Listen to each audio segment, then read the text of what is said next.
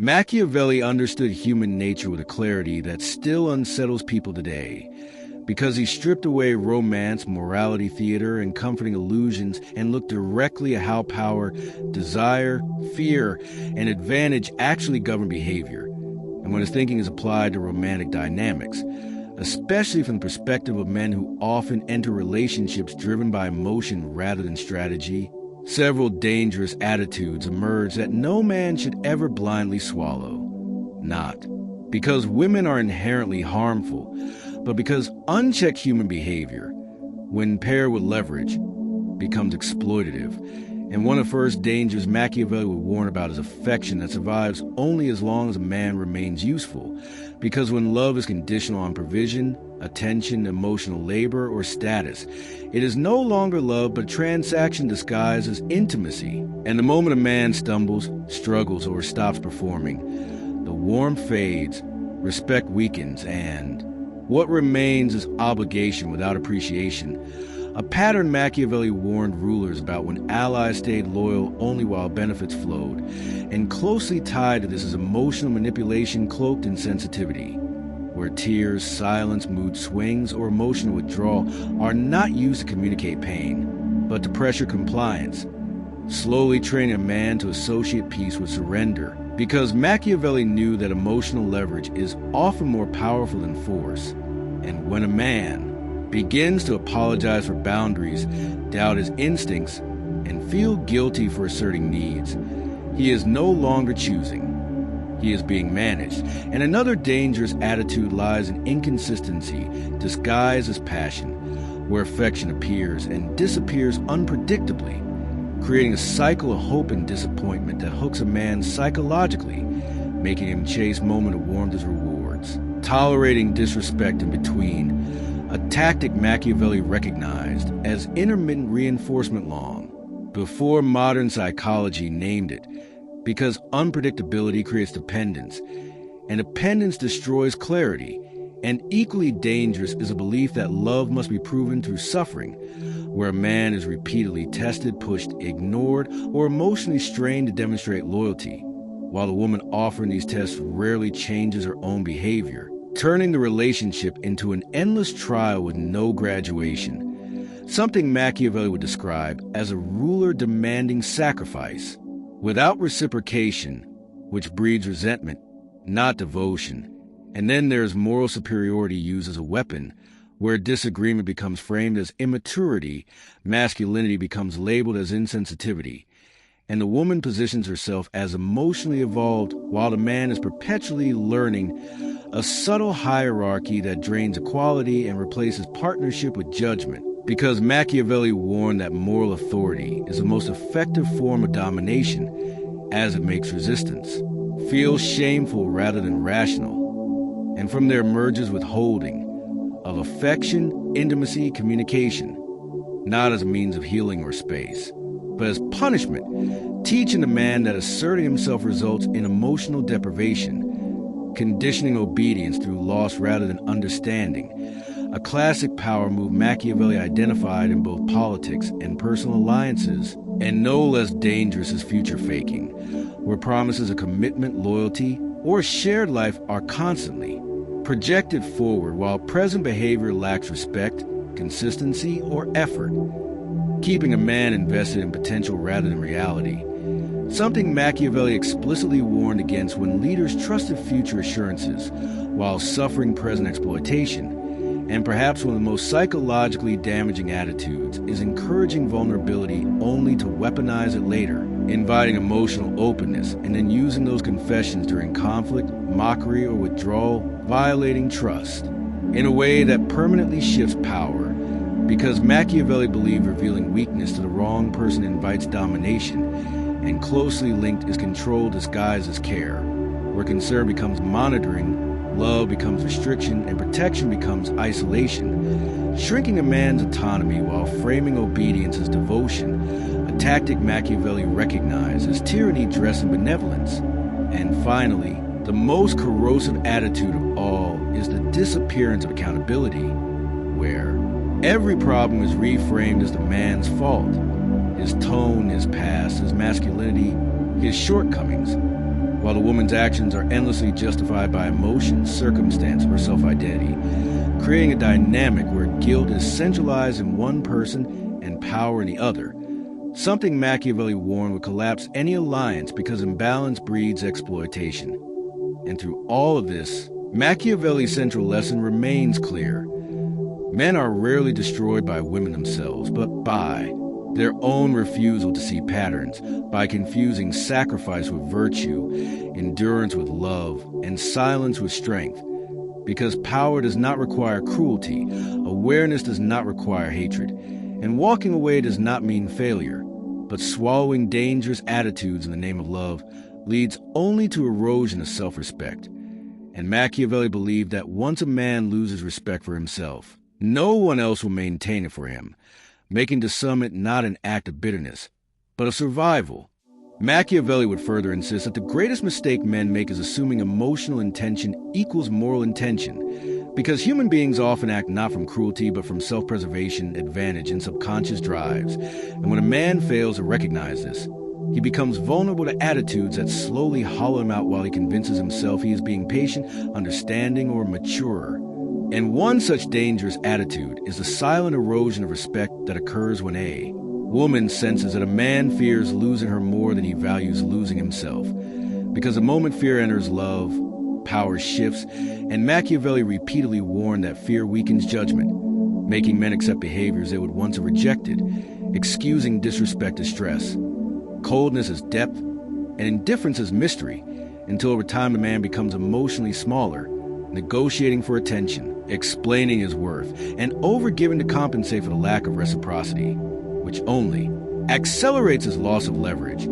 because attraction does not grow where self-abandonment exists,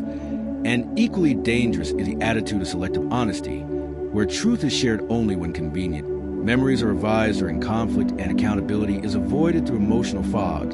creating confusion rather than clarity, a tactic Machiavelli recognized as destabilization, because a confused man is easier to control than an angry one. And when a man begins doubting his recollection of events, apologizing for things he didn't do, and questioning his sanity rather than the pattern in front of him, the relationship has already crossed from intimacy into psychological dominance. And Machiavelli would urge men to understand that love does not require self-erasure, because alliances that demand blindness do not protect, they consume. And from this grows another dangerous attitude, the constant shifting of goalposts, where no matter how much a man improves, provides, listens, or adapts, it is never quite enough, because the issue is never his effort but the imbalance itself. And Machiavelli warned that rulers who constantly change demands are not seeking loyalty but submission, training their subjects to stay busy proving themselves rather than questioning authority. And this is compounded by the use of comparison as pressure, where other men, real or imaginary, are subtly invoked to lower his confidence, whether through past lovers, social media attention, or hypothetical alternatives, not to inspire growth, but to remind him of replaceability. Because Machiavelli understood that insecurity is one of the most effective tools of control, and when a man begins competing with ghosts instead of building himself, he has already lost a strategic position. And equally corrosive is the romanticization of chaos,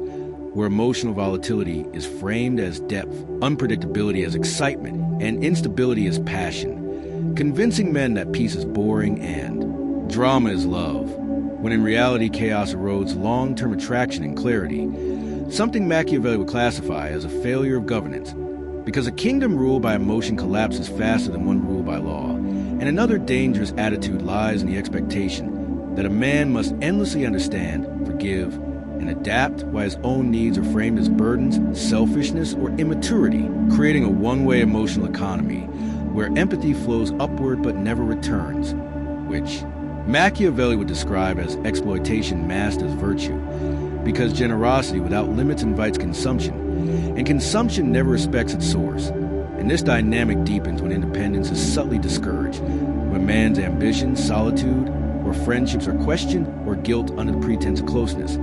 shrinking his world until a relationship becomes his primary source of validation, a move Machiavelli warned against when leaders isolated allies to weaken their alternatives, and once isolated, a man becomes easier to influence, easier to blame, and harder to leave. And perhaps the most dangerous attitude of all is when a woman unconsciously despises the man she controls, because power without respect breeds contempt. And Machiavelli knew that contempt is the beginning of the end, as it destroys loyalty, attraction, and mercy alike, leading to coldness, infidelity, or abandonment without remorse, while the man remains confused, believing love failed him when in reality he abandoned himself first. And Machiavelli's ultimate warning to men is not to harden their hearts, but to sharpen their perception, because strength lies not in dominance, but in self-mastery. And the man who understands human nature does not hate women nor worship them, but meets them as equals with boundaries, clarity, and dignity, knowing that love thrives where respect exists, but collapses where fear, guilt, and illusion replace truth, and that swallowing dangerous. Attitudes in the name of romance is not noble. It is naive, and Machiavelli believed that a man who cannot walk away for what diminishes him will eventually be forced to endure far worse than loneliness, because peace without self-respect is merely quiet despair. Machiavelli would say that the final stage of danger begins when a man confuses endurance with strength and calls it love, because at that point the relationship no longer operates on mutual desire but on habit, leverage, and fear of loss, and once fear becomes a primary motivator, respect quietly exits, since no one respects what they can control without consequence. And this is where many men fail to understand the brutal truth Machiavelli observed in every power structure. Those who tolerate mistreatment to preserve connection eventually lose both the connection and themselves, because submission does not secure loyalty. It accelerates replacement, and one of the most dangerous attitudes at this stage is emotional detachment paired with entitlement, where a woman still expects effort, validation, and commitment while offering minimal warmth, curiosity, or presence, creating a hollow partnership sustained only by the man's investment and hope. And Machiavelli would warn that when one side withdraws emotionally while maintaining demands, the alliance has already collapsed in spirit, even if it survives in form, and from this grows the illusion of working on it, a phrase that often masks stagnation, because improvement is promised but never embodied, and the man stays trapped in process rather than outcome, believing patience will restore what patience itself destroyed, while time quietly erodes his leverage. And equally dangerous is the normalization of disrespect, where sarcasm, dismissiveness, public belittling, or subtle mockery are reframed as humor, honesty, or personality, slowly lowering the man's internal alarm system until behavior he once would have rejected becomes routine. Something Machiavelli warned against when rulers allowed small insults to pass unchecked, because contempt grows in the absence of consequence, and once contempt takes root, affection cannot survive. And at this stage, the woman may begin unconsciously preparing alternatives, not necessarily through physical infidelity at first, but through emotional scouting, attention exchanges, validation seeking, comparison, while the man remains loyal to a version of her that no longer exists, demonstrating Machiavelli's principle that people often leave emotionally long before they leave physically. And one of the most dangerous attitudes here is blame inversion, where the woman attributes her loss of attraction to the man's reactions rather than her own withdrawal, framing his confusion, hurt, or distance as a problem rather than a response to imbalance, which traps the man in self-correction loops while the core issue remains untouched. And Machiavelli would say this is how power maintains itself, by making the oppressed believe the problem is their resistance, not the structure. And as this dynamic deepens, the man often begins to overperform, giving more, explaining more, tolerating more, believing effort can revive desire, not realizing that attraction does not respond to desperation. It responds to self-possession. And Machiavelli warned that those who beg for loyalty inspire neither loyalty nor mercy. And perhaps the darkest attitude at this stage is when kindness is interpreted as weakness, where forgiveness invites repetition, patience invites neglect, and loyalty invites exploitation, not because kindness is flawed, but because it is offered without boundaries. And Machiavelli